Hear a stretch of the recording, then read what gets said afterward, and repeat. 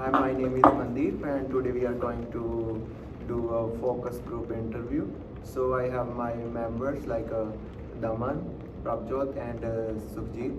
So this uh, this interview is going to be for the healthcare systems in Canada as well as in the international healthcare systems and how they do their work and all the responsibilities and works. So here we are going to discuss some of the questions like I will ask my members and they will give their own views on the questions. So probably do you have any idea like what are the key steps in physicians registration in Canada? Well, there are several key steps on the physician registration in Canada. Firstly, person need to pass the exam. After that, he complete a specific training about any kind of registration in Canada. After getting the license, he or she can work in any hospital and the clinic, which is very easy for them to work in any kind of work isolation. Any company and firms. Okay. So like we need to get the license here in Canada after getting the any studies in medical field. So I'm gonna ask the Sahil what exams are required for internationally trained physicians Internationally- in Canada as well as in other countries? Internationally trained physicians are required medical councils of Canada, qualifying examination, national assessment collaboration exam, Yeah. and sometimes provincial exams. Okay. So, do you have any other tests all over the world? If you have any idea, you can talk about a bit about all that test. Sorry, I have no idea. Okay, so if you all know any the idea about any other tests, you have any idea? No, sometimes maybe there is a NUC exam or the another exams related to the provincial exam that are essential about the any provincial in Canada, Ontario, Quebec and the another ones. Okay. Yes. So, Daman, how long does the registration process take? In Canada, maybe it is not have a fixed time. Okay. It also take about 2 to 5 years to complete this process to get a register in this field, as well as sometimes it is depending on the different type of things when you complete your training and when you give the exam and how many times you give the exam, and also in which time duration you complete your residential program to become a registered physician in Canada. Okay. Yes. So we talk about the physicians now we gonna talk about like a claim submission and all the things. So Sahil, what are the main steps in medical claims submission?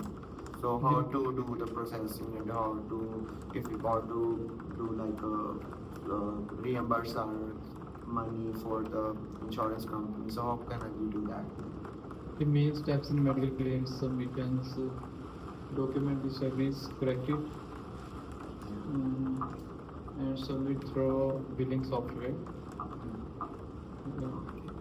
So I think we also can do get the invoice and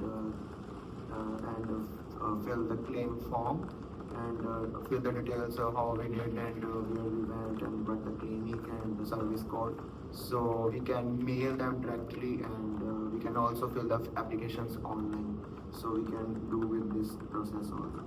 So, Daman, what are the common reasons for claim denials? Well, in Canada, the fraud rate is too much as well in every field, but in the healthcare field, this is too much as in the billing.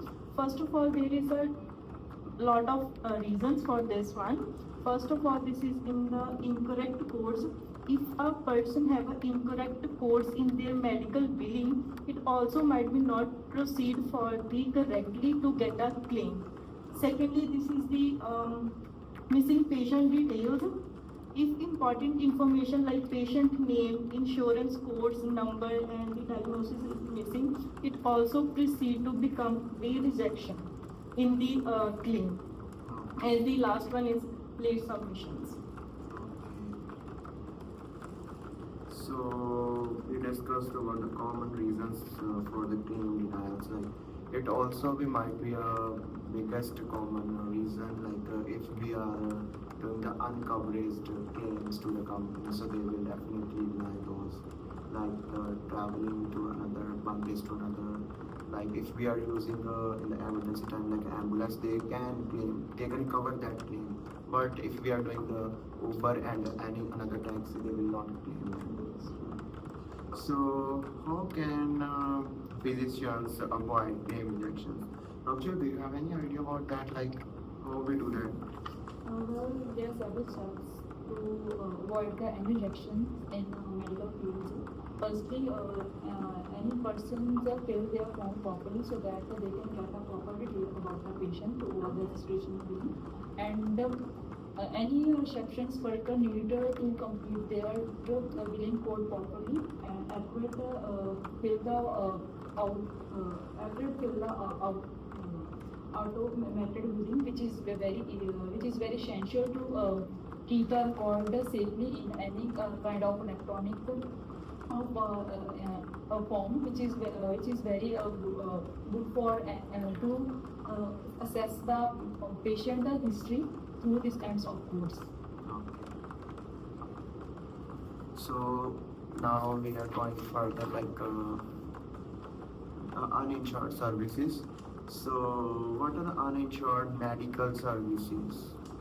Well, as per my knowledge, uninsured services are not covered by the government. It is also paid by a person who need to get their treatment and get their services, and they also pay by their pocket from the credit to debit and by check or cash. Yes. I think some of the clinics and hospitals have their tracked billings with the insurance companies if the patient has an insurance. Yes. So they can do the tracked billing. If they have an insurance and the clinic has a direct billing with the insurance company, so they can directly reimburse to the insurance company. Then patient do not need to pay the cash and the debit card. Yes. So, Sahil, are there regulations on billing for uninsured services?